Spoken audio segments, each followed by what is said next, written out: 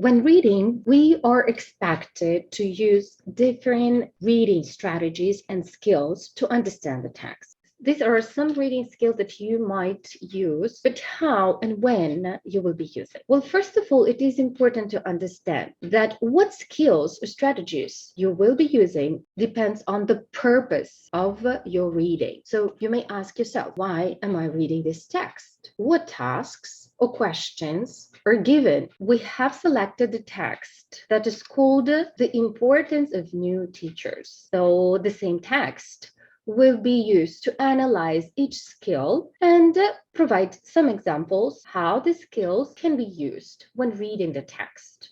Okay, so let's begin with the scanning. Okay, so you know that scanning allows us to find the information quickly. For example, it will be easy to find the quote of Gordon and any other educators. We might also find percentage. So if the question is asking you about the percentage of an average school year according to the text, you might find that in the third paragraph, there is an example. You might also look for numbers. They are easy to see. So scanning refers to find the information without reading the text completely. Whenever you ask to skim the text, it means you need to look for the main idea or purpose of the text. In other words, skimming might also refer to a quick reading without stopping or trying to identify, understand unknown words. First thing when skimming you need to do is to read the title of the text. We also know that introduction is the place where you can find the main idea of the whole text. Text will be talking about the effectiveness of teaching and how the effectiveness of teachers influence on student outcomes.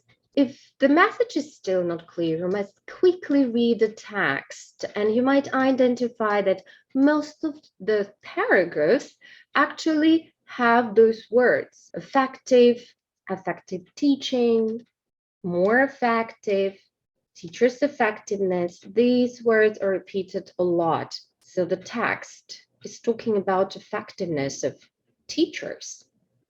Reading for details or intensive reading focuses on glancing superficially through the text. This is also called slow process reading that might include rereading and even note-taking. The reader easily identifies the grammatical forms, connectors, the structure of the sentences. Intensive reading aims to build more language knowledge than just simply practice the skill of reading. So don't confuse intensive reading with extensive reading. And the difference will be that extensive reading is when you read for pleasure, when you choose the book that you would like to read and you enjoy it.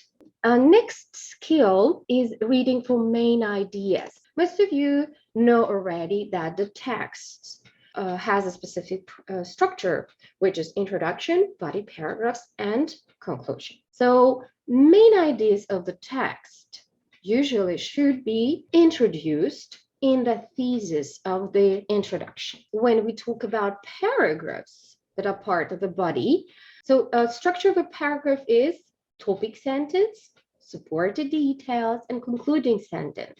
So when we look for main ideas, we most likely would read the first sentence of each paragraph to identify main ideas. So what is making inferences? In order to make an inference, you need to read a text. After reading the text, you add the information that you know either from something you read before or from your own experience. What I read and what I know infer things that are not stated in the text. You might read that a teacher with 2 years of experience may be more effective than a teacher of his or her first day of school, but less effective than a teacher with 4 years of experience. Some research has shown that teachers with an extensive tenure may be less effective as they become less interested and somewhat jaded with their careers. Therefore, a teacher with a full years of experience may be more effective than a teacher at the end of their careers. Okay, according to the information that I read, I know that teachers of 2 to 4 years of experience are very effective teachers. And according to my experience, when I was applying for the school, there was a requirement of having at least 2 years of experience. What do I infer? Well, that makes me infer that teachers with 2 or 4 years of experience are more valuable teachers than the beginners or the ones at the end of their careers. Let's look at the next skill, which is identifying purpose. In other words, it's a goal, main aim of the text. We need to know that there are generally 3 types of text. They might be for entertainment. They would probably use informal language like, well, abbreviations, some fillers that usually use in speaking to make this text more entertaining and friendly. Another type is to persuade the reader. This text would include a lot of imperative form statements. And the last type would be informative. It's just to give you information. Most likely, this text will have a lot of citations. So looking at this text, every paragraph has a lot of citation. Drawing conclusions, you start with the intensive reading. After that, you need to make inferences. So you make these connections with what you read and what you know. After that, we draw conclusions. Usually, the parts like introduction and conclusion are parts that might be helpful for you to reread and double check if you have drawn your conclusions correctly. And the last skill is identifying the author's opinion. This is a really tricky thing because many students sometimes confuse opinions with the facts. So let's look at the example from the text. Do we have any opinion? Well, let me just tell you that many authors try to hide their opinion using very formal statements. So they avoid saying like, I think, from my point of view, they might just share with the experience wherein their opinion is involved.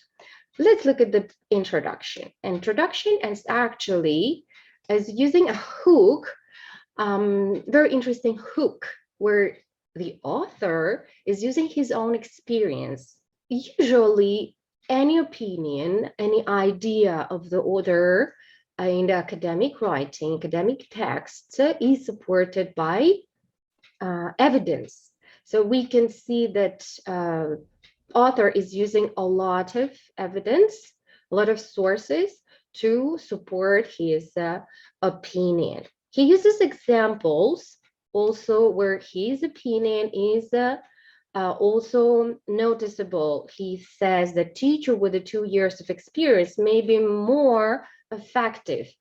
What is more effective for you might not be more effective for me. So this is more likely opinion. However, he tries to support it with some research, right? Showing some statements from other sources to support his he's not the only one who believes that. So these are some examples of how authors might state their opinion without even saying that this is their opinion. Bye, take care.